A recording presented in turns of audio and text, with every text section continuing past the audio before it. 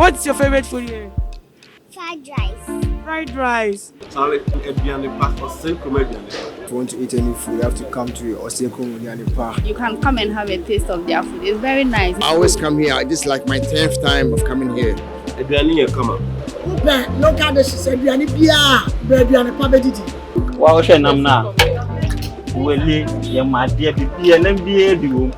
I had a 7 up here, DéadIy, a viral. I would order Johnny. You are bringing it right there at your doorstep. And here, Johnny pay fee. Namu Johnny Pa. Now, Hannah Johnny Papa walk. You were easily gone. Boundary road. Opposite the self-filling station.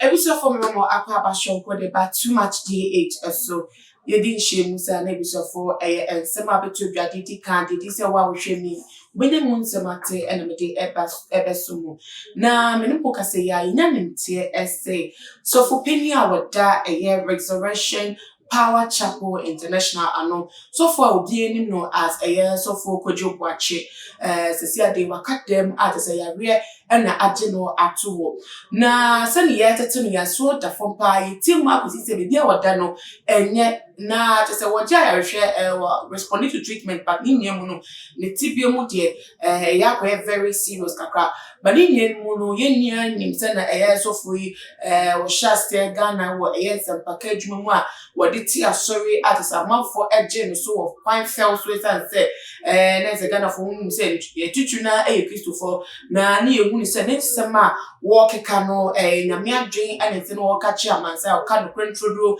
ereche amansan na nam so ma de se de bia da na se ne masses no de na eto pa wo ko kaso akwante pos we bia na asori ne kese no pa wa du kwesi ada se ya krabehwe be hu se nipa bodom pepa de se graphic chiachi wo no nyasem keto ate se dodo na gidi se wo kan de miasem no kware kwan so se na kwanya fe ana dance so efi ne nyuma mu abantine se dodo na bodom pepa na so ekoti na mi asem wo na ebredi ko ni no as nipa jini tum ekodu bebi no na afedie asense me kan bi no buzafo we me nko echi kra afie etwemu na sensem bi ba ponte efa no na se no ana sama wogina so mu aka na akwense ya mu anabufu kwanso na woka se amanfo metimi aba na sori mu abeji ayerhwe bi abeji nhyiwa bi abeji aba eba eni se akwambia hodo eka ho nia no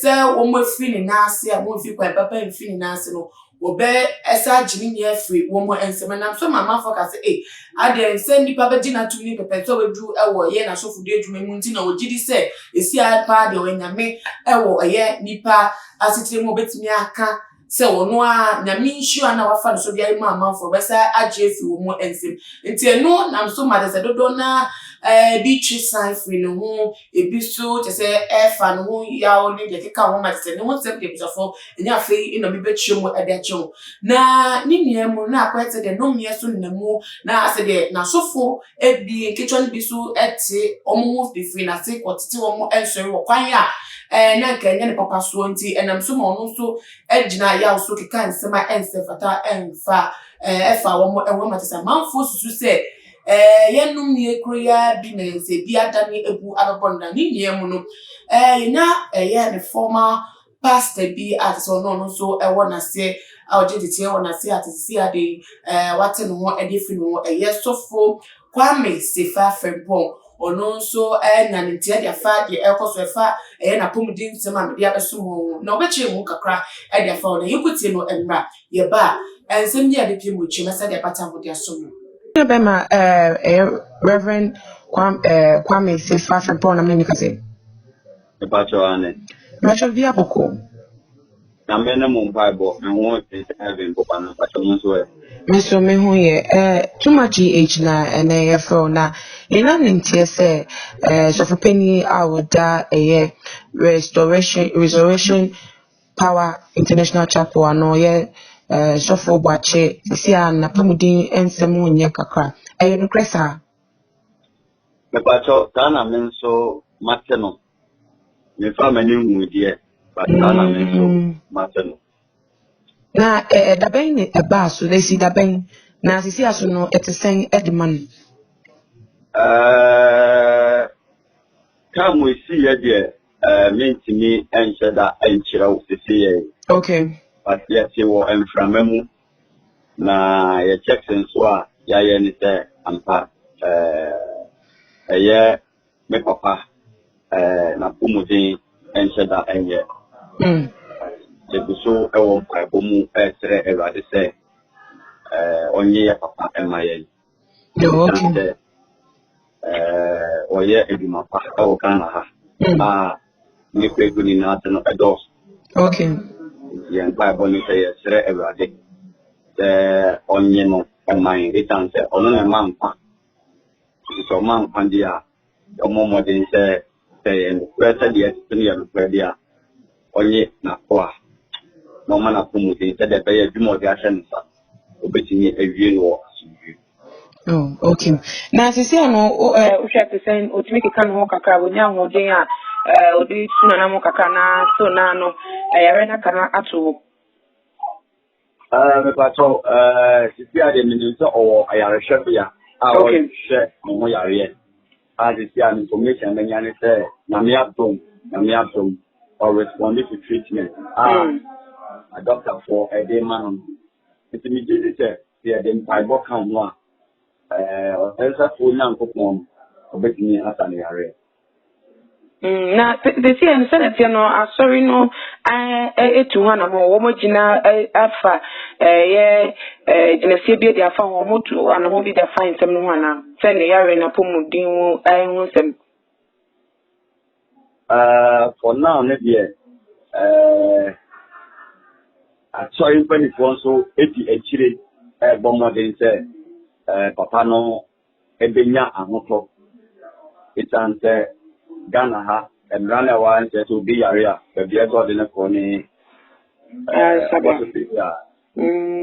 Sabia enti meaning say sorry when it was ni omu kusugi papa ne omu bomo nse papa no so ebenya ayarehwe yenim say wa so ma Sabia ewade say yeni habani amfa adwoni say radio amanda the phone in here and you know post to see ti do betimi aye dom ni de dey ye de be kan won en pai bono ti na sre Ghana fo na sre obi biara na tra sorry ni na the ye future for na dey absolute o mi ni na en fa odo emum ni emom paye na ewade so emre mu mai na so no do ba mu a ade ni na be yi.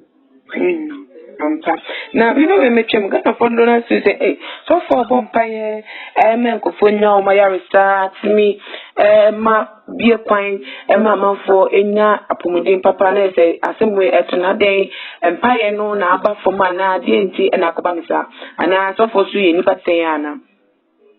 I think the back high Bible, Elijah. No, you do work at the person go. Umpire no correct. I know Bompire ma Ubinaba. But a radical Apolano, one more Elijah man, or see media a radical media a radical. Okay. See any Pendia, you know more, you do. You know, too. I really like chemical media. Any part or what? Umba te chumakakra and one say umpire and one berati. But so you be paid here. So why you are woman na you mother Diana stress come. And yan empire bo answer a bonfire man for esa enya ya 20. I can say would do you for 80 minutes do man. Aha 80.